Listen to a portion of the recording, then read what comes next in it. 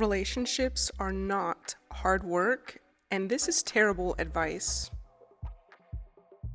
Hi, my name is Joannis, and let's talk about one of the most repeated and misleading pieces of relationship advice out there. Here's the truth.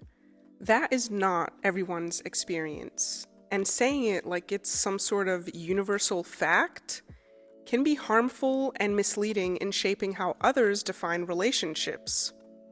They may end up tolerating or dealing with things that they shouldn't, all in the name of what they thought was hard work. And listen, the only hard relationships were the ones that weren't right for me. The ones that were out of tune, disharmonious, and flat out incompatible. That's why they were hard work. So if you've been told that struggle is just a part of love, I'm here to say not every relationship is meant to feel like an uphill battle.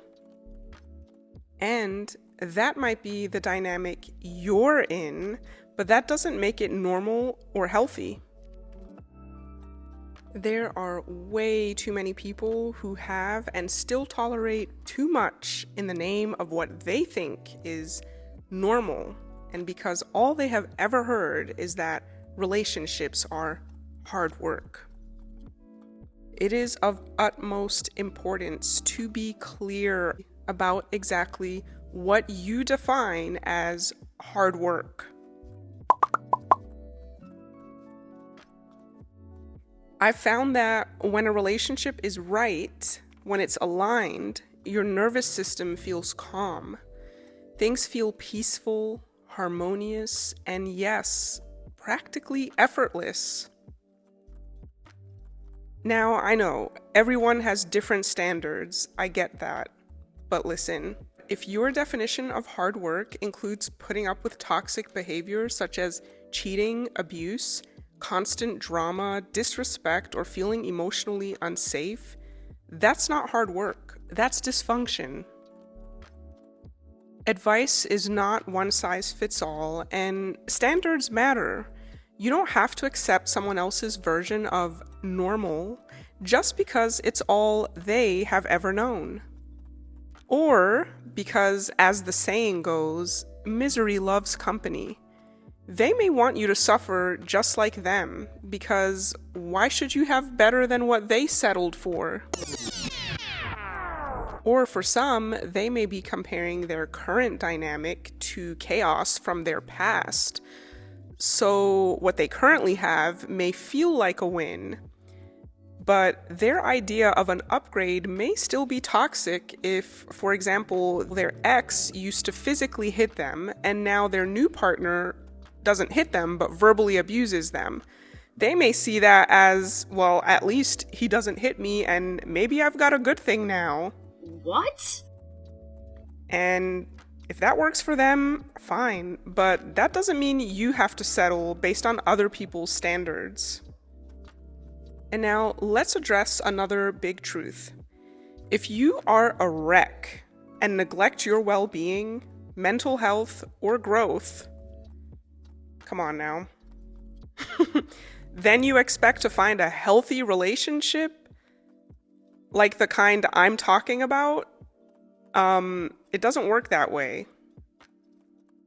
If you know you have toxic tendencies, intentional or not, be honest with yourself. And if you can, try to do the work before you enter a relationship.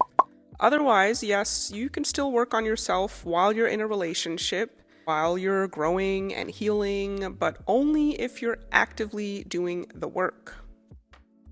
You don't have to be perfect, but doing the work is one of the best gifts you can give yourself and your future partner. According to Psych Central, a toxic person is someone who is subtly or outwardly manipulative, self-centered, needy, or controlling. Their behavior is typically unpleasant or malicious toward others. These behaviors may manifest from underlying feelings of low self-esteem and mental health conditions such as narcissistic personality disorder, childhood trauma, or other deeply rooted personal issues. And now, keep this in mind, just because there may be a good reason behind the toxic behavior doesn't make it less impactful. And if you're experiencing this from another person, it can be confusing, hurtful, and may even make you feel like you're at fault when you're not. Here are a few signs to look for that indicate a person may be toxic, or that you may be toxic. You feel drained, anxious, or confused after being around them. They disrespect your boundaries.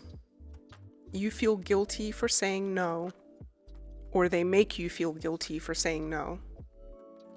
You constantly adapt yourself to avoid triggering them, aka walking on eggshells, or aka you are constantly managing their emotions for them.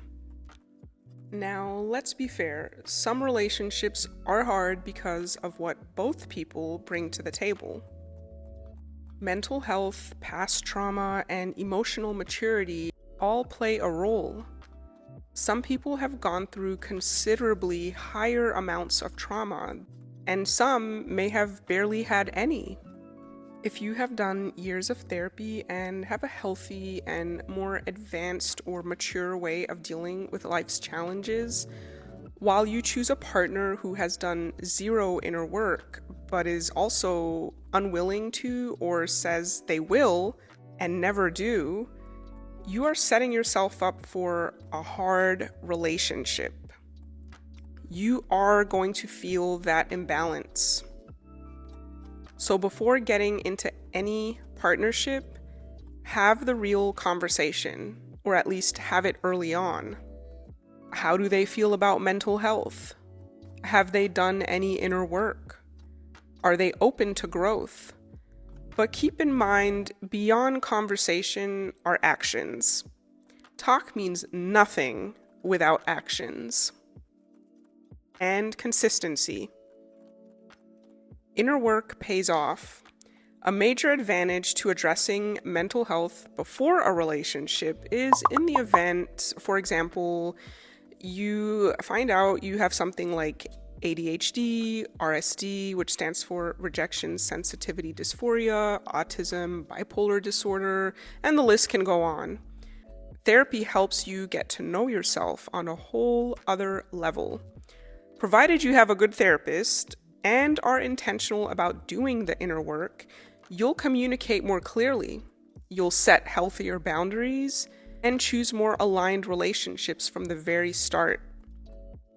You'll be able to identify triggers and articulate them much more easily in order to avoid conflict with your partner or those around you. But ignoring those things, that's not just unfair to you, it's unfair to your future partner, your future children. Look, it's never too late to begin therapy or seek support. Whether you're single or already in a relationship, it can only help. Stay tuned because I will do some videos about therapy and the whole process of what it's like to seek a therapist, find a good match, what it feels like, and also different ways that it can help change your life. There is hope if you feel like you have lost hope.